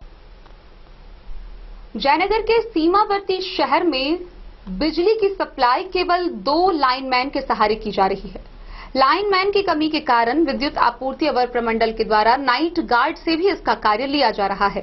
एक तरफ जहां उपभोक्ताओं को भारी मुसीबत का सामना करना पड़ता है, इस भीषण गर्मी में कई मुसीबतों को झेलना पड़ता है, वहीं दूसरी तरफ विभाग के द्वारा लाइनमैन की नियुक्ति नहीं की जा रही है। सीमावर्ती शहर जयनगर में बिजली सप्लाई 2 लाइनमैन के सहारे किया जाता है। विद्युत आपूर्ति अवर प्रमंडल के पास अतिरिक्त लाइनमैन नहीं रहने के कारण नाइट गार्ड को भी तकनीकी कार्यों में लगाया जाता है।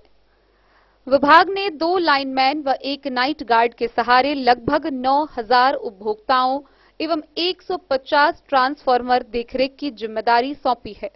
प्राप्त जानकारी के अनुसार विद्युत आपूर्ति अवर प्रमंडल जयनगर के अधीन 4 पावर सबस्टेशन से विभिन्न प्रखंडों में विद्युत आपूर्ति की जा रही है। इन सभी पावर सबस्टेशन के अधीन लगभग 11 लाइनमैन प्रतिनियुक्त किए गए हैं।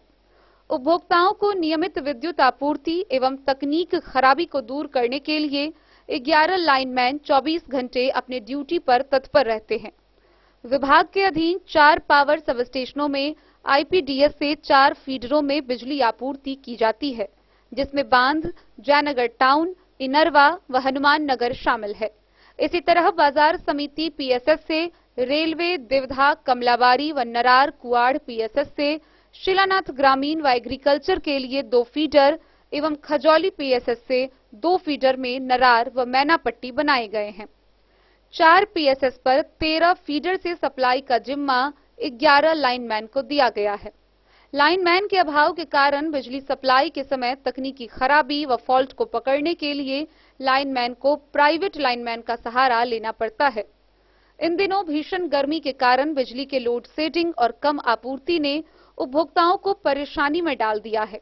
सबसे अधिक टाउन फीडर पर उपभोक्ताओं का लोड है। बावजूद विभाग के द्वारा लाइनमैन की प्रतिनियुक्ति नहीं की जा सकी। वाटरवे चौक से फरदाही टोला के अलावे बांध, इनरवा व कुछ रेलवे के हिस्से में लाइन सुचारू रूप से सप्लाई कराने के लिए 2 लाइनमैन प्रदीप कुमार साह व कमलेश सिंह एवं नाइट गार्ड मुकेश चौधरी को विभाग ने जिम्मेदारी सौंपी है। जबकि इन क्षेत्रों में बिजली की सप्लाई सुचारू रूप से करने के लिए लगभग आधा दर्जन लाइनमैन की आवश्यकता है, जिसे विभाग के द्वारा अब तक पूरा नहीं किया जा सका है। विद्युत आपूर्ति अवर प्रमंडल जयनगर के कनीय अभियंता गौरीशंकर 11 लाइनमैन को दिया गया है। लाइनमैन के अभाव के कारण बिजली सप्लाई के समय तकनीकी खराबी व फॉल्ट को पकड़ने के लिए लाइनमैन को प्राइवेट लाइनमैन का सहारा लेना पड़ता है। इन दिनों भीषण गर्मी के कारण बिजली के लोड शेडिंग और कम आपूर्ति ने उपभोक्ताओं को परेशानी में डाल दिया है।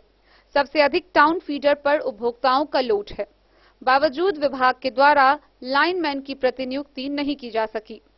वाटरवे चौक से फरदाही टोला के अलावे बांध, इनरवा व कुछ रेलवे के हिस्से में लाइन सुचारू रूप से सप्लाई कराने के लिए 2 लाइनमैन प्रदीप कुमार साह व कमलेश सिंह एवं नाइट गार्ड मुकेश चौधरी को विभाग ने जिम्मेदारी सौंपी है।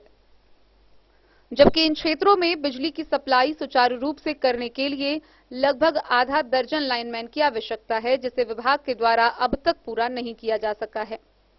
विद्युत आपूर्ति अवर प्रमंडल जयनगर के कनीय अभियंता गौरीशंकर प्रसाद ने बताया कि लाइनमैन का अभाव है। गर्मी के कारण कहीं न कहीं तकनीकी खराबी की शिकायत आती रहती है। लाइनमैन के अभाव से उपभोक्ताओं के काम में समय लगता है। बिजली आपूर्ति कम होने पर सप्लाई कम हो रही है। मोहम्मद अली के साथ हनुमान प्रसाद मोर की रिपोर्ट। बिस्फी प्रखंड के पतौना ओपी क्षेत्र के कठैला गांव में हुई 22 वर्षीय फिरदौस प्रवीण की हत्या कांड मामले को लेकर आक्रोशित परिजनों ने कैंडल मार्च निकाला और आरोपितों की गिरफ्तारी की मांग की। गौरतलब है कि बीते 25 जून को 22 वर्षीय फिरदौस की ससुराल वालों ने हत्या कर दी थी। हत्या के बाद पोस्टमार्टम से यह बात साफ पता चला। वहीं ससुराल वाले मौके से फरार हो गए। फिलहाल वह खुलेआम घूम रहे हैं, लेकिन पुलिस ने इस घटना के 20 दिन बीत जाने के बाद भी अब तक कोई कार्रवाई नहीं की है। पतौना ओपी क्षेत्र के कठैला गांव में बीते दिनों हुई 22 वर्षीय फिरदौस प्रवीण की हत्या कांड के नामजद अभियुक्त की गिरफ्तारी व उसे इंसाफ दिलाने की मांग को लेकर मृतक के परिजनों द्वारा कैंडल मार्च निकाली गई। समी हैदर के नेतृत्व में कठैला गांव से निकाली गई यह कैंडल मार्च पतौना ओपी तक पहुंचा। लोगों ने बताया कि बीते 25 जून को फिरदौस के ससुराल वालों ने उसे गला घूंटकर हत्या कर दी और सब फरार हो गए। हत्या का खुलासा पोस्टमार्टम रिपोर्ट से भी हुआ है, लेकिन उसके हत्यारा उसके पति आदम, ससुर उबैद सहित अन्य आरोपित खुलेआम घूम रहे हैं और पुलिस उसे गिरफ्तार नहीं कर रही है। मालूम हो कि मृतका फिरदौस की शादी लगभग 2 वर्ष पहले कठैला गांव निवासी आदम के साथ मुस्लिम रीति रिवाज के अनुसार हुई थी। इस बीच उसके पति सहित ससुराल के अन्य सदस्यों के द्वारा दहेज में 2 लाख रुपए नगद व एक मोटरसाइकिल की मांग की जा रही थी। नहीं देने के पश्चात ससुराल वालों ने उसे मार पीट कर उसकी हत्या कर दी। इस आरोपों के तहत मृतका के नाना थाना क्षेत्र के उसौथू गांव निवासी सगीर के आवेदन के आधार पर 8 लोगों के विरुद्ध प्राथमिकी दर्ज की गई। लेकिन इस घटना के 20 दिन बीत जाने के बाद भी पुलिस के द्वारा उसके हत्यारे की गिरफ्तारी नहीं की जा रही है। सुनना किस बिंदु पर चाहते हैं क्या? मतलब आप लोग का कुछ मंशा होगा ना इसके पीछे? बस जल्द से जल्द गिरफ्तारी हो सर, बस गिरफ्तारी हो। अच्छा, ये बात थोड़ा अच्छा से ये सुनिए। ये बात बोली है कि कई बार का ठेला हम गए हैं, गाड़ी तो देखते होंगे जरूर नचते हुए, कहीं रुकते भी हैं, गवाह भी खोजे हैं। आप लोग कई आदमी हमको तैयार हुए कि हाँ सर इसमें हम गवाही दे रहे हैं। सब डरे हुए थे। सुनिए क्या हुए थे, एक थोड़ा क्या तो पकड़ने में आप लोग सहयोग किए। जी जी। जो था विधिवत उसको हम पहुंचाए कि न जगह तक? उसी तरह आप लोग दिल से सहयोग दे दीजिएगा, खाली लोकेशन बताइए, उसको हम धर दबोचेंगे। उसके लिए वो आप ही पर न रहेंगे और अपना सूत्र के भिड़ावेंगे, कुछ टेक्निकल या भी भिड़वेंगे, ठीक ना, खरा उतरेंगे। देर होगा लेकिन अंधेर नहीं होगा, क्योंकि मेरे पास दोनों विकल्प है ना। सामने पकड़ा जाता है, प्रयास कर रहे हैं, कोशिश, अगर वो कट के बाहर भाग जाता है तो उन्हें वारंट निकालेंगे, इश्तेहार निकालेंगे, कुर्की करेंगे, फरार दिखा करके। ठीक है, तो उसको महंगा पड़ेगा। आज नहीं तो कल जाएगा कहाँ, उसको आना ही है। आज ये कैंडल मार्च निकाले हैं जी, क्या है इसका, क्या मामला है? कैंडल मार्च का मकसद ये है कि हम लोग पीस प्रोटेस्ट कर रहे हैं। जो अभी 24 तारीख को जो हमारे गांव की बच्ची भी थी, बेटी भी थी, बहू भी थी, जो फिरदौस नाम करके थी, जिसको प्री प्लानिंग मर्डर किया गया। आज उसका पोस्टमार्टम रिपोर्ट मैंने देखा, एसपी से मिला, सदर हॉस्पिटल के डॉक्टर से मिला। उन्होंने कहा कि ये मर्डर हुआ है, गला घोट के मारा गया है इसको।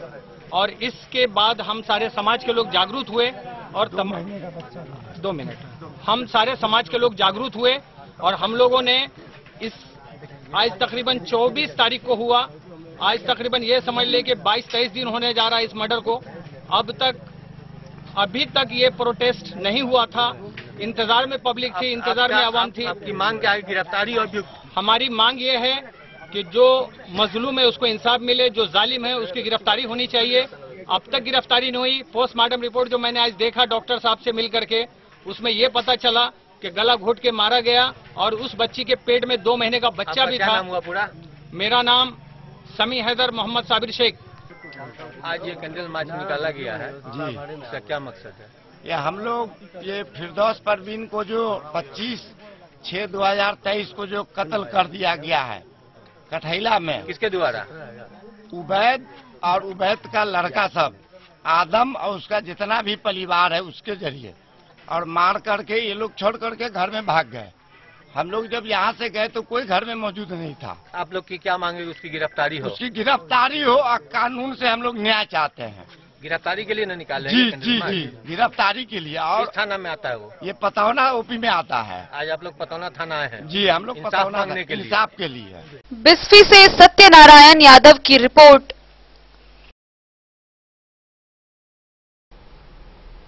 मधुबनी शहर में मोटरसाइकिल की चोरी होना एक आम बात बन गई है। एक भी दिन ऐसा नहीं जाता है जिस दिन किसी मोटरसाइकिल की चोरी नहीं हुई हो। ताजा मामला मधुबनी शहर के सूरी स्कूल के समीप एसबीआई बैंक के एडीबी शाखा के समीप की है, जहां एक व्यक्ति लोन लेने के लिए बैंक के अंदर पहुंचे, बातचीत की और जब बाहर निकला तो मौके पर मोटरसाइकिल मौजूद नहीं थी। हालांकि इस मामले को लेकर नगर थाना में आवेदन देकर उन्होंने बाइक बरामदगी की गुहार लगाई है। मधुबनी शहर के सूरी स्कूल के पास स्थित भारतीय स्टेट बैंक की एडीबी शाखा के बाहर से बदमाश बाइक चुरा ले गया। इस घटना को लेकर राजनगर चांदनी चौक लहेरी टोला के शिक्षक अमित कुमार ने नगर थाना में शिकायत दर्ज कराई है। थानाध्यक्ष राजा ने बताया कि पुलिस मामले की छानबीन में जुटी है। अमित ने पुलिस को बताया कि बीते मंगलवार को पर्सनल लोन लेने से संबंधित जानकारी के लिए एसबीआई के एडीबी शाखा गए थे। बैंक के बाहर ग्लैमर मोटरसाइकिल लगाया था। शाम करीब 4 बजे बैंक से बाहर निकला तो बाइक वहां नहीं थी। काफी खोजबीन के बाद भी बाइक का कुछ पता नहीं चला। Bureau report Madhubani. अग्रसेन को एक करने के उद्देश्य से पूरे बिहार में रथ यात्रा निकाली गई है। वहीं बीते बुधवार की शाम पटना से निकली रथ यात्रा जयनगर के श्री सत्यनारायण मंदिर पहुंची। गौरतलब है कि कुलदेवी आद्य महालक्ष्मी जन आशीर्वाद रथ यात्रा पहुंचने पर लोगों में काफी उत्साह दिखा। लोगों ने मां लक्ष्मी की विशेष पूजा अर्चना की। अग्रसेन को एक करने के उद्देश्य से कुलदेवी आद्य महालक्ष्मी जन आशीर्वाद रथ यात्रा बुधवार की देर शाम जयनगर के श्री सत्यनारायण भगवान मंदिर पहुंचा। पटना से रथ लेकर चल रहे मोहनलाल सर्राफ, घनश्याम अग्रवाल, संतोष खेरीवाल, संतोष केडिया व विकास शर्मा अग्रोहर ने संयुक्त रूप से बताया कि पूरे बिहार में रथ यात्रा निकाली गई है। इसका मुख्य उद्देश्य सनातन धर्म के उद्गम स्थल और महाराज अग्रसेन की तपोस्थली अग्रोहा धाम से अग्रवंशियों की कुल देवी माता महालक्ष्मी का रथ बुधवार की शाम जयनगर पहुंचा। यहां रथ के पहुंचते ही श्रद्धालुओं ने माता की विशेष पूजा अर्चना की, उन्हें चुनरी चढ़ाया। आरती कर प्रसाद का वितरण हुआ। उन्होंने बताया कि माता का रथ बीते 20 मई से बिहार भ्रमण पर है। अग्रोहा धाम से चली कुलदेवी माता महालक्ष्मी का कुल 18 रथ पूरे भारत के भ्रमण पर है। अग्रोहा में जहां महाराजा अग्रसेन ने 1100 दिनों तक एक पैर पर खड़े होकर तपस्या की थी, उस सिद्ध स्थल पर विश्व का सबसे बड़ा माता महालक्ष्मी का 108 फीट ऊंचा भव्य मंदिर निर्माणाधीन है। रथ यात्रा अग्रोहा के गौरवमय इतिहास को जन जन में प्रचारित कर रही है। माता के दर्शन, पूजन और आरती कर सभी ने माता रानी से आशीर्वाद प्राप्त किया। इस अवसर पर अखिल भारतीय मारवाड़ी सम्मेलन, मारवाड़ी युवा मंच एवं मारवाड़ी महिला मंच के सदस्यों के अलावा कई लोग मौजूद थे। हमारे अग्रवाल समाज जो है बहुत पिछड़े हो गए हैं, जो कि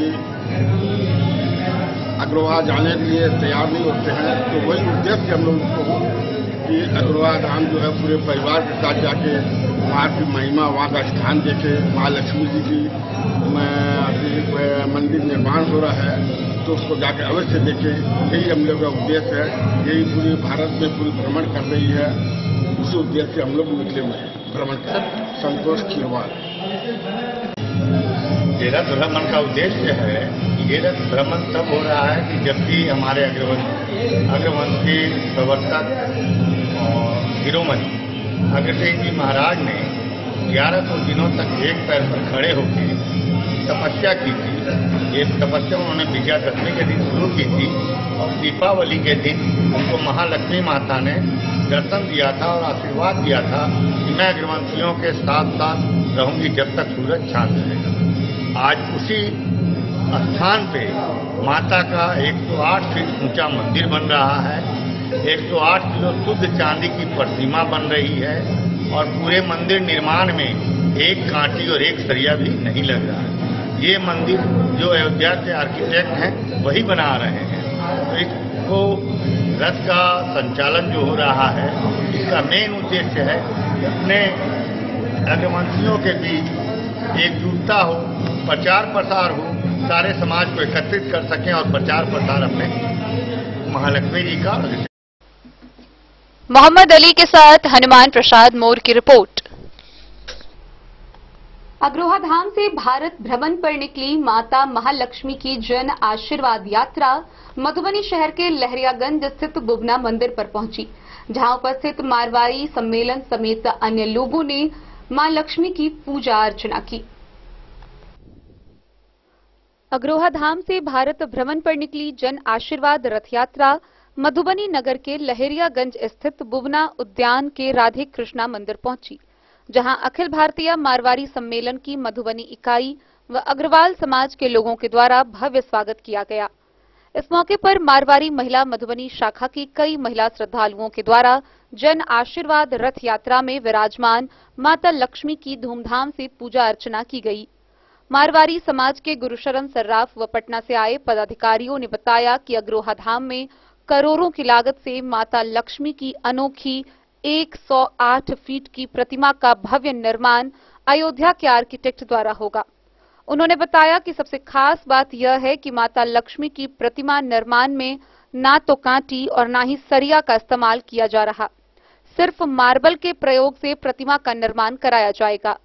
यह जन आशीर्वाद रथ यात्रा दरभंगा चलकर मधुबनी आई है और इसके बाद जयनगर के लिए प्रस्थान कर गई। उन्होंने बताया कि इस जन आशीर्वाद रथ यात्रा के माध्यम से लोगों को जागरूक किया जा रहा है। लोगों को माता लक्ष्मी एवं बाबा अग्रसेन का आशीर्वाद मिले, यह कामना की जा रही है। गौरतलब है कि हिसार के नेशनल हाईवे 9 पर दिल्ली सिरसा राष्ट्रीय राजमार्ग पर अग्रोहा के पास अग्र बंधुओं का सबसे बड़ा धाम अग्रोहा धाम स्थित है। अग्रोहा का इतिहास महाभारत काल से रहा है। महाराजा अग्रसेन ने इस गांव को बसाया था। अग्रवाल समाज अग्रोहा धाम को अपना पावन धाम मानता है। महाराजा अग्रसेन ने माता लक्ष्मी की विशेष पूजा करने से माता लक्ष्मी ने महाराजा अग्रसेन को आशीर्वाद दिया था कि हमेशा उनके कुल में उनका वास रहेगा। इसलिए वैश्य समाज माता लक्ष्मी को अपनी कुल देवी माता लक्ष्मी मानते हैं।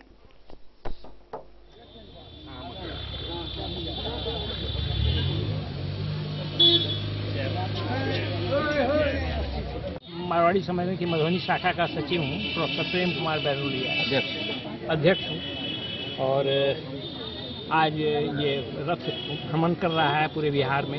आज ये दरभंगा से रथ यहाँ पहुँचा है। आगे का कार्यक्रम इसका जयनगर का है और अग्रोहा धाम जो है वो हम अग्रवालों की वह पैतृक भूमि है। वहीं से हम लोग का ओरिजिन हुआ है। जो अग्रवाल समाज है या मारवाड़ी समाज है, इनकी उत्पत्ति वहीं अग्रोहा से हुई है। बाद में लोग जाकर भिन्न भिन्न जगहों में, मारवाड़ में, राजस्थान में शिफ्ट कर गए या देश के भिन्न भिन्न राज्यों में जाकर सब सेटल कर गए। तो अग्रोहा का विकास हो, क्योंकि हमारी पूर्वजों की भूमि है वो, तो उसका पूर्व विकास हो और हमारी कुल देवी, कुल लक्ष्मी जिनके हम लोग दीपावली को पूजा करते हैं। लक्ष्मी जी तो सबकी देवी हैं, सभी चाहते हैं सभी लक्ष्मी के प्रिय पात्र बने, लेकिन मारवाड़ी और अग्रवाल समाज की ये कुल देवी हैं। महाराजा हमारे अग्रसेन जो थे, जो हमारे पूर्वज, जिनके द्वारा 18 गोत्रों की मारवाड़ी समाज में स्थापना की गई, हम लोग उसी में से विभिन्न गोत्रों के हैं, तो उनकी कुल देवी महालक्ष्मी थी और उन्हीं वहीं के विकास के लिए और ये रथ यहाँ पहुँचा है कि हम लोग यहाँ उनकी पूजन अर्चना भी की करें। ये जो रथ है अग्रोहा धाम से चल के आया है। ये अर्ध महालक्ष्मी जी का रथ है। अग्रसेन जी महाराज हमारे कुल देवता, हमारे अग्रवंशी, हम लोग उन्हीं के वंशज हैं अग्रसेन जी के। वहाँ 18 रथ ऐसे बने हैं और पूरे भारत में भ्रमण कर रहे हैं। जिस जगह अग्रसेन जी ने एक पैर पर खड़े होकर 1100 दिन तक तपस्या की थी, ये तपस्या विजयादशमी के दिन शुरू की थी और दीपावली के दिन पूरी हुई थी। दीपावली के दिन उनको महालक्ष्मी जी ने आशीर्वाद दिया था और प्रकट होकर दर्शन दिए थे और उनको इसी कारण से हम लोग जो दीपावली के दिन लक्ष्मी जी की पूजा भी करते हैं। ये पूरे भारत में भ्रमण कर रहा है। ये अग्रोहा में जिस जगह उन्होंने तपस्या की थी वो सिद्धपीठ है। वहाँ पे 108 फीट ऊंचा माता लक्ष्मी जी का मंदिर बन रहा है। 108 किलो ठोस चांदी की प्रतिमा बन रही है लक्ष्मी जी की। और खास बात ये है कि वो जो मंदिर बन रहा है उसमें न एक कांटी लग रहा है न एक सरिया लग रहा है, बिल्कुल मार्बल का बन रहा है। उसको बना भी रहे हैं तो जो अयोध्या धाम के आर्किटेक्ट हैं वही बना रहे हैं।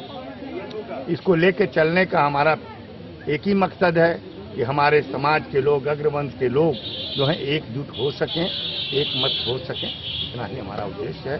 समाज को एकत्रित करना हमारा उद्देश्य है। जय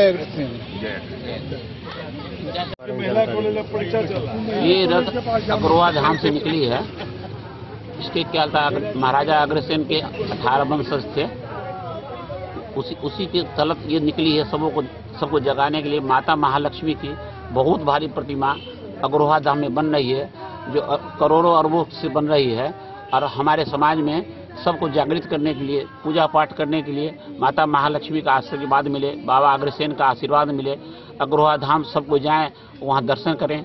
और हमारे वहाँ से पटना से चल के पदाधिकारी 5 पदाधिकारी लोग आए हैं। नाम बोलो।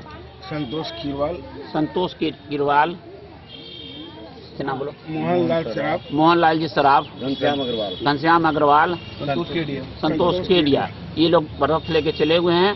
ये लोग पूरे विश्व में घूमेंगे। पूरे भारतवर्ष में तो इनकी यात्रा है ही, उसके बाद ही आगे का प्रोग्राम है, ताकि वहाँ अग्रोहा में हर तरह का सुविधा आज भी है।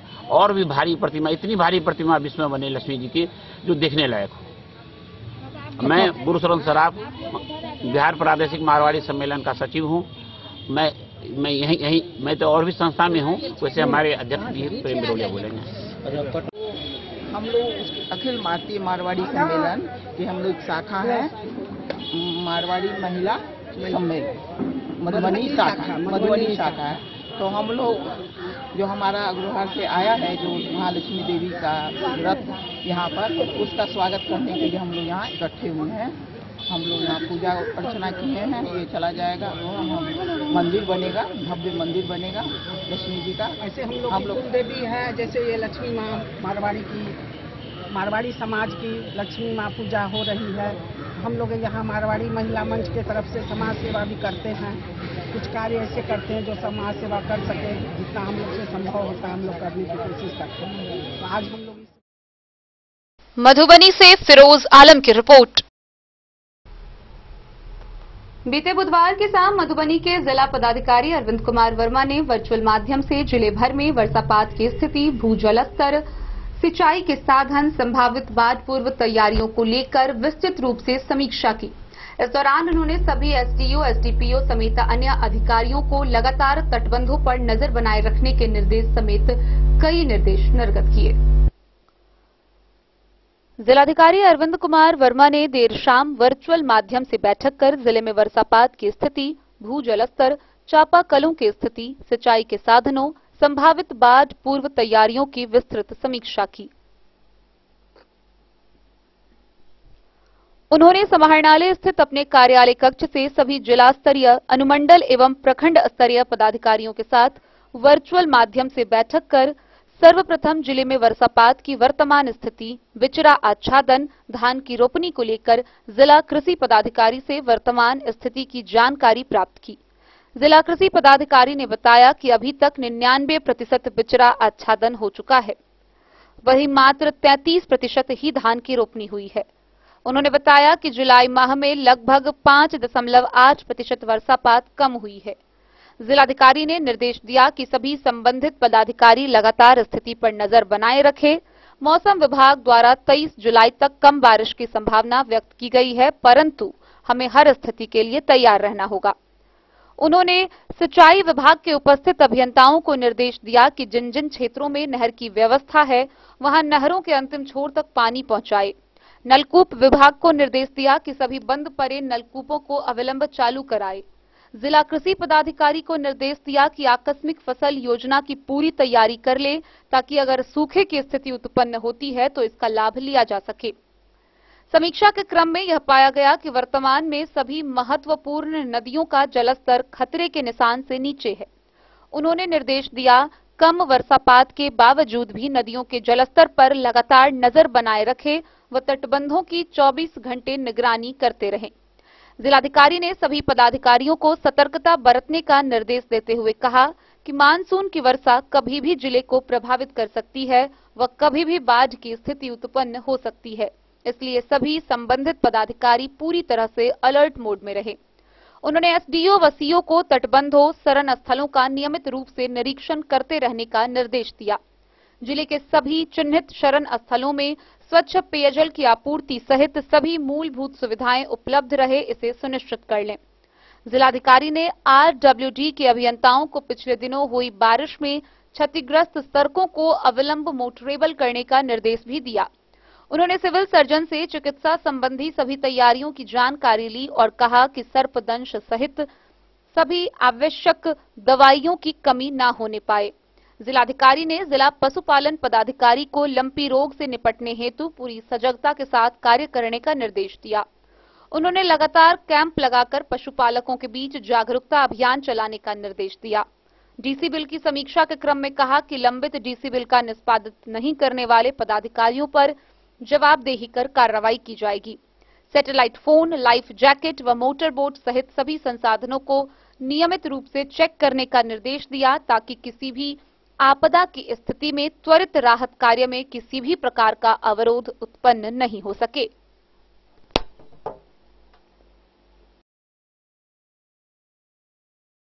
Bureau report, Madhubani.